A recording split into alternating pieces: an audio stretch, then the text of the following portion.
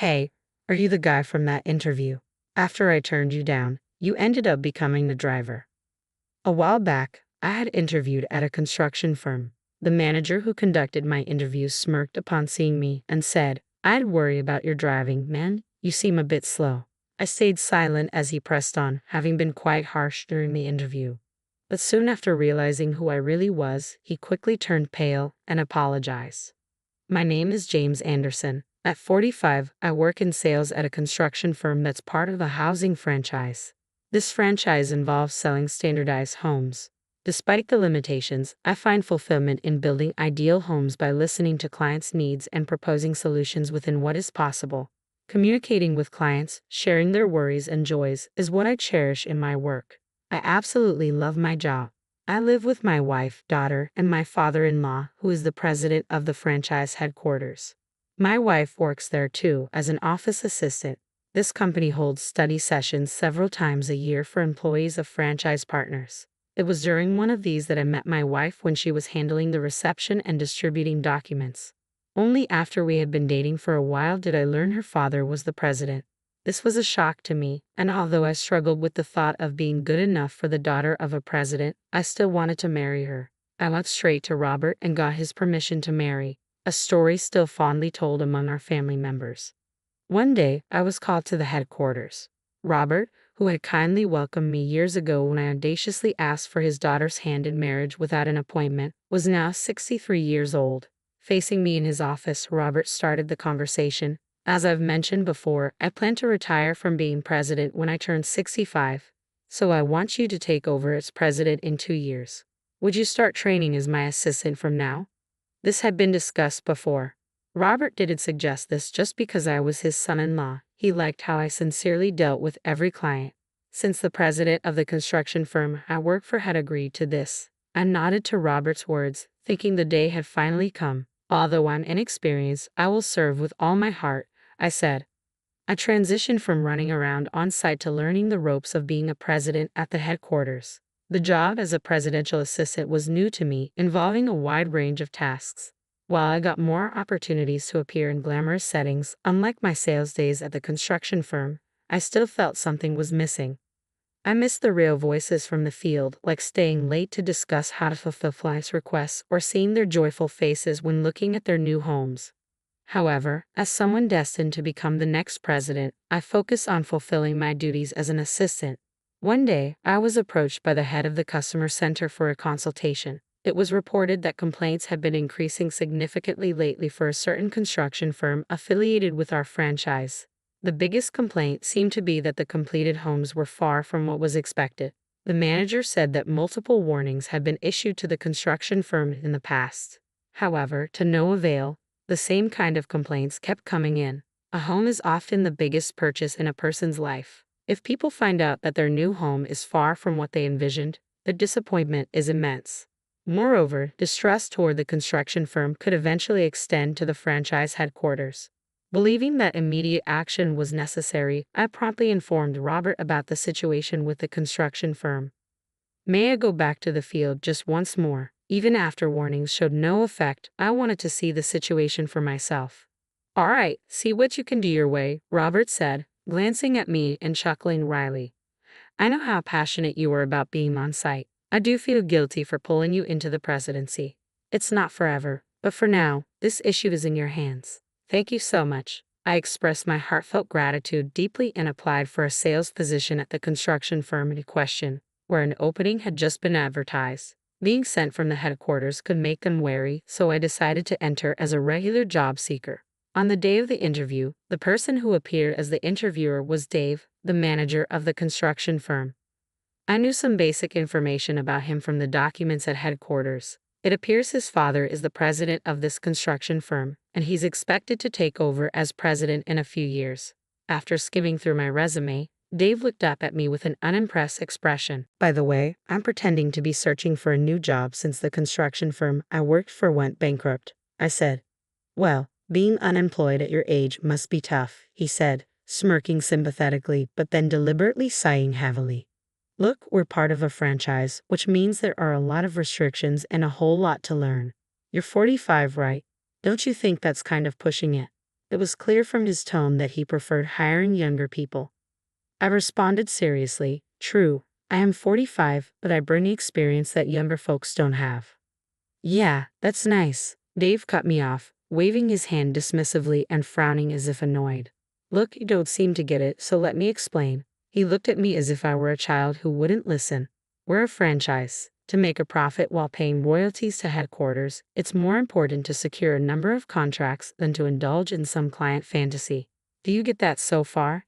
His attitude suggested he thought I was completely clueless. To secure these contracts, we need aggressive sales. Younger, energetic people are simply more practical for us than tired old men. Even someone as slow as you can understand that, right? Dave smirked and sighed again. Indeed, his argument had some points. How to balance the pros and cons of franchising greatly depends on the mindset of the construction firm and ultimately the business owners. Dave's stance was completely opposite to my client-first approach. I couldn't help but counter him. Of course, we're not volunteers here. I understand the need to make a profit, but for our clients, a home represents their dreams and hopes. It's crucial that we engage with each one of them. But once again, Dave interrupted me. What's an unemployed old guy like you talking about? You're pretty cheeky. He had been looking down on me with a smug grin, but the idea of being lectured by a middle-aged, unemployed man seemed to really annoy him, and he glared at me fiercely. You talk about soft stuff like that, and that's why you're unemployed. You say your company went under, but weren't you actually fired? He glanced at me, noticing my silence, then eventually returned to grinning smugly. With a smirk back on his face, he pointed his index finger at me and said, Anyway, complaints like that are for headquarters to deal with, not us. You get it now, right? We don't need old guys here. With that, he made it clear he wanted me gone, abruptly ending the interview. I sighed involuntarily. Until this interview, I had hoped I could somehow help steer the construction firm in a better direction. But with a manager like that, complaints about the firm were unlikely to stop. Disheartened, I called Robert, my father-in-law, and the president to report the outcome. A few days later, back at my job as the presidential assistant, I was driving Robert from a meeting with a business partner as we were about to head back to headquarters. Robert said, There's a place I'd like to stop by first. Okay, I replied. Although we had no other appointments outside, we had some time, so I followed his directions and drove to the specified location. It turned out to be the very construction firm we were discussing. Well, it's an honor to have the president of headquarters stop by. As soon as I parked the car, Dave, recognizing it as the company car from headquarters, rushed out and showed a fawning attitude to Robert. But when he noticed me getting out of the driver's seat, his eyes widened slightly before he sneered and addressed me. If it isn't the old man from that time. Oh, you got turned down by us and became a driver, huh? This guy came to interview at our place a few days ago. Well, he didn't meet our hiring criteria, so I had to turn him down, Dave explained ingratiatingly, looking over at Robert who was standing by. Then turning back to me with undisguised contempt, he continued, Hey, if your driving injures the president, I won't let it go, you know. I'm worried because you seem so slow. His loud laughter was the only sound in the awkward pause that followed. But cutting through the tension, Robert finally spoke up. Hey, you, is that how you speak to the next president? Dave tilted his head, confused by Robert's words. Next president? This gentleman is. Yes, that's right. The man here, James, is my son-in-law. He's currently assisting me as a presidential aide, but he will eventually take over my position. Stunned, Dave muttered, and Robert affirmed with a stern look. I've known your father for a long time and have held him in high regard, but unfortunately, it seems you don't fit our company philosophy. We'll need to reconsider the franchise contract. Dave's face drained of color as Robert informed him of this. In a panic, he started to make excuses, his smile tinged with flattery. I apologize for the oversight. If I had known, I would have shown the proper hospitality. Oh, you're too sly, he stammered, sweating profusely and with a strange smile. Dave turned his awkward charm back on me. However, Robert dismissed his words. Oh, you didn't know about him. Is that what you're saying? That means you must not have attended any of the headquarters training sessions, am I right? Caught by Robert's pointed question, Dave's eyes began to dart around nervously. However, Robert persisted in his advances toward him. If you had attended even one recent training session, you would have known he is the next president. Oh, well, that is. Dave was rubbing his hands together as he glanced around. At that moment, A car pulled into the parking lot, and an elderly man stepped out with a surprised expression on his face. I recognized him. He was the president of this construction firm. What's going on here? It seemed he had just returned from being out, but when he stumbled upon the scene where Robert, the president of the headquarters with whom he had a personal relationship, his son-in-law, and his own son were apparently having a dispute in the parking lot of his own construction firm, he wore a clear expression of bewilderment. Please come inside, urged by the firm's president. We moved to the reception room where I explained the origin of the complaint and that his son had apparently been missing the training sessions. Upon hearing my explanation, the president turned his gaze sternly toward his son. What's this about? His voice strained with anger and disappointment. His son finally admitted his negligence. I've been busy with work and haven't attended for about 4 months.